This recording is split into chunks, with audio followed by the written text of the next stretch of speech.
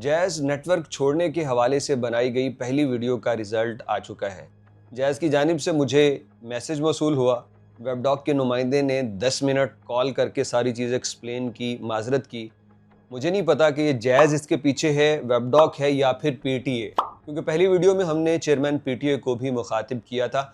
ये पूरी स्टोरी आप तक रखते हैं और ये भी कि मुझे वो जैज़ कंपनी और वेबडॉक के मुतालिक पहली वीडियो हटा देनी चाहिए या फिर नहीं, इसका फ़ैसला मेरी ऑडियंस करेगी, क्योंकि आप ही से है, आप ही की वजह से इस वीडियो का ऐसा रिज़ल्ट आया है। अगर आप लोग ना होते तो शायद मेरे अकेले की आवाज़ का कोई असर भी ना होता। मुझे कल भी एक कॉल आई थी जो 051 से थी और मैंने वो कॉल रिसीव नहीं की। मैंने कहा फिर ये वही इंश्योरेंस वाला मामला होगा और डिडक्शन शुरू हो जाएगी। मुझे जो मैंने पहली वीडियो बनाई उसके तकरीबन 6 दिन या 5 दिन बाद एक मैसेज मौसूल हुआ। जैज़ ने कहा कि आपके 39 रुपये वापस कर दिए गए हैं जो आपकी कंप्लेंट थी। मुझे पता चल गया ये वही वेबडॉक इंश्योरेंस वाला मामला है। इसके बाद मैंने कोई रिप्लाई नहीं किया और मैं ये तय कर चुका हूँ कि जैज़ कंपनी मैंने इस्तेमाल नहीं करनी। कुछ अर्सा है, उसके बाद मैं इसको दूसरे नेटवर्क पे शिफ्ट कर दूँगा। लेकिन इसके बाद जब मुझे वेबडॉक की जानिब से कॉल आई, मैंने वो नहीं ली और आज मुझे उनके नुमाइंदे के पर्सनल नंबर से कॉल आई और उन्होंने बताया कि मैं वेबडॉक से हूँ और आपकी जो कंप्लेंट थी हमने उसका पूरा तफसीली जायज़ा लिया है और आपके साथ वाकई गलत किया गया है। जिन एजेंट्स ने आपको कॉल की थी हमने उनको भी टर्मिनेट कर दिया है और जिन मोहतरमा से आपकी बात हुई थी, जो आपने कंप्लेंट की थी और उनका ये कहना था कि ये हमने पैसे नहीं डिडक्ट किए, आप जो मर्ज़ी कर लें, क्योंकि मैंने कंप्लेंट करके उनसे कहा था कि मैं सोशल मीडिया पे बात करने वाला हूँ, मुझे चंद लोग सुनते हैं, मेरी बात को फॉर ग्रांटेड ना लीजिए। अगर आप मेरी बात नहीं सुनेंगी तो मैं व्लॉग बना के ये बात लोगों को बताऊँगा। तो उन्होंने बात नहीं सुनी और कहा कि आप जो हो सकता है कर लें।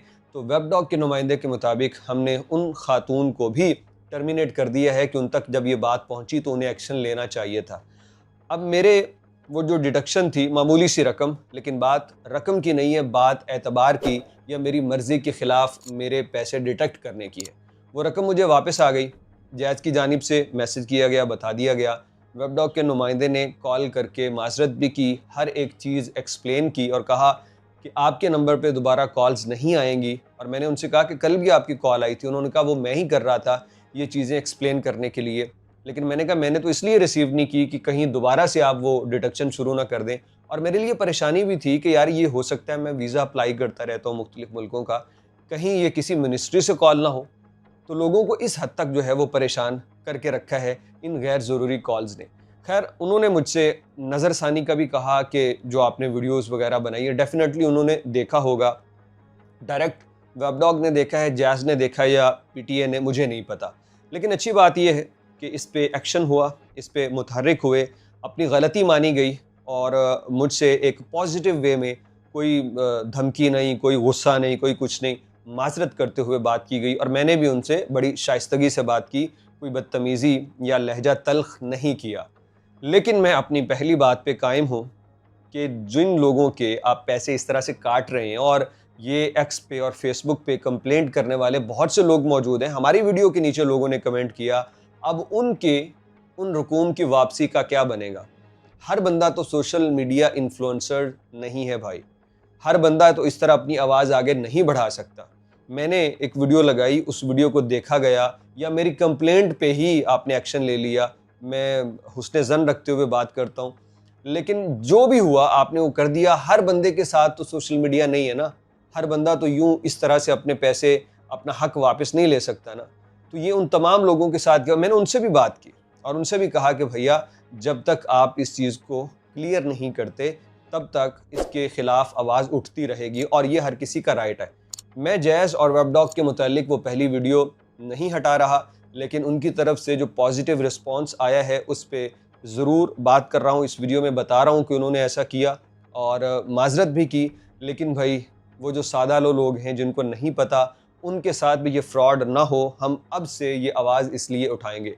जैज़ तो मैं बिल्कुल इस्तेमाल नहीं करूँगा और कुछ अरसा है मैं इसको दूसरे नेटवर्क पे ले जाऊँगा। वेबडॉक से भी मेरी कोई दुश्मनी नहीं है।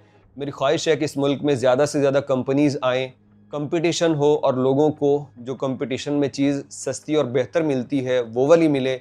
लेकिन इस कंपटीशन के नाम पे यह कंपनी इस्टेब्लिश करके बाद में लोगों से गैर ज़रूरी डिटेक्शन की जाए, ये भी इंतहाई गलत है। और वेबडॉग से पहले जैज़ उसका ज़िम्मेदार है, क्योंकि जैज़ की मर्ज़ी के बगैर कोई बैलेंस जो है वो महज एक कॉल पे नहीं कट सकता। जब न मैं उसको OTP दे रहा हूँ, न मैं वो सर्विस एक्टिव करने का उनसे कह रहा हूँ, तो जैज़ की मर्ज़ी इसके अंदर शामिल है।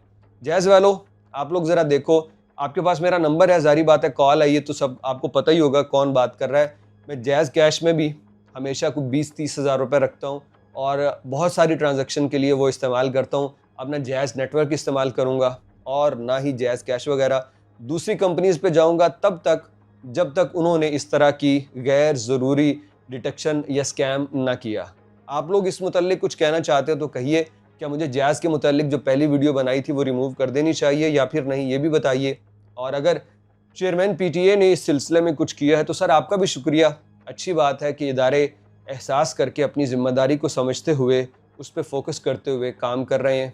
आपको क्या लगता है किसने इस केस में ज़्यादा तवज्जो दी होगी? कमेंट बॉक्स में लिखिए।